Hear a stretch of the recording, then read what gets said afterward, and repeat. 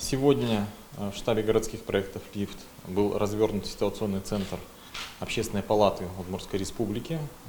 Работала горячая линия. Надо сказать, что она работала не только сегодня, но и начиная с 10 сентября.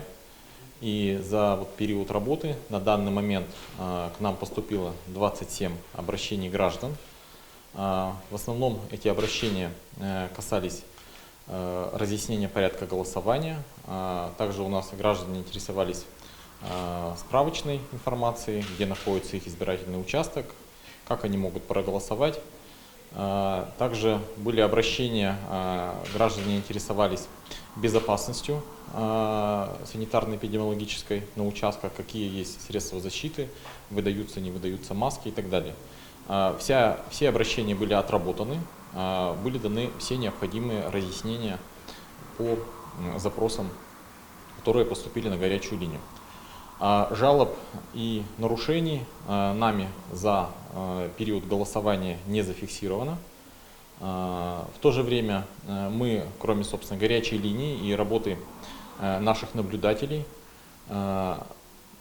мониторили информационное пространство, в том числе социальные сети, и зафиксировали ряд фейковых сообщений по поводу того, что не выдавались маски на избирательных участках, не выдавались перчатки.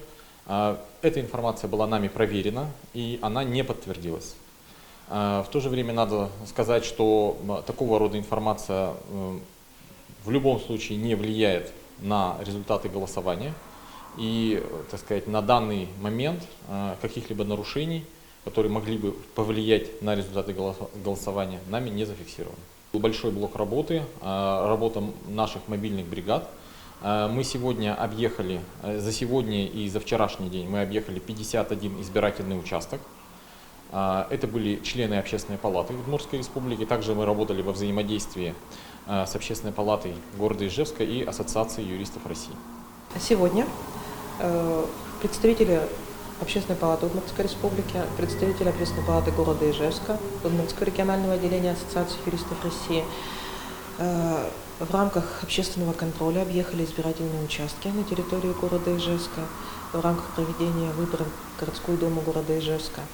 Нарушений по факту выявлено никаких не было, которые могли бы повлиять на результаты голосования по текущим выборам. Что касается соблюдения прав граждан относительно их санитарно-эпидемиологической безопасности, то все права были соблюдены.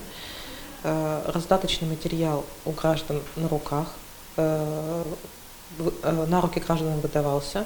Соответственно, ДЭС-средства, маски, перчатки, одноразовые ручки, тоже все было в распоряжении граждан. По поводу нарушений, которые мной, например, были выявлены, с которыми обращались граждане, то можно сказать, что эти нарушения, они действительно имелись, но они были весьма незначительны. То есть в качестве примера можно привести такой случай, когда член избирательной комиссии обратился ко мне с якобы выявленным им нарушением о том, что избиратель фотографировал свой собственный бюллетень после того, как поставил на нем какую-то отметку. Здесь необходимо сказать, что в данном случае это волеизъявление самого избирателя о том, что он делает со своим бюллетенем, то есть фотографирует он его, не фотографирует, то и данный факт, он как таковым нарушением не является, о чем это было разъяснено членам участковой избирательной комиссии. Более никаких нарушений выявлено не было. Но вот такие незначительные нарушения, они не могут повлиять на результаты голосования. Независимый общественный мониторинг все 3 дня отслеживал вообще отзывы избирателей, наблюдателей, которые были на участках, которые приходили голосовать. На сайт НОМ-24 можно было оставить сообщение, позвонить также на горячую линию.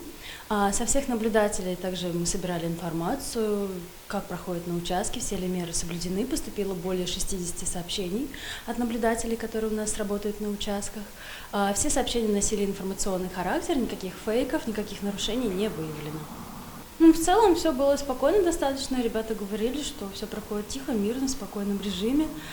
Никто не жалуется на какое-то отсутствие средств, еще что-то. То есть они были круглосуточно, ну, с момента открытия до закрытия участков на избирательных пунктах. И я сама лично тоже посещала избирательные пункты, и действительно все в строгом соблюдении. Там выдают маску, перчатку, ты проходишь, соблюдена тайна голосования, да, независимо от того, что у нас, ну, то есть кабинки бывают развернуты, бывает нет одной половинки шторки, то есть все они перемещены к стене, например, чтобы соблюдалась тайна голосования.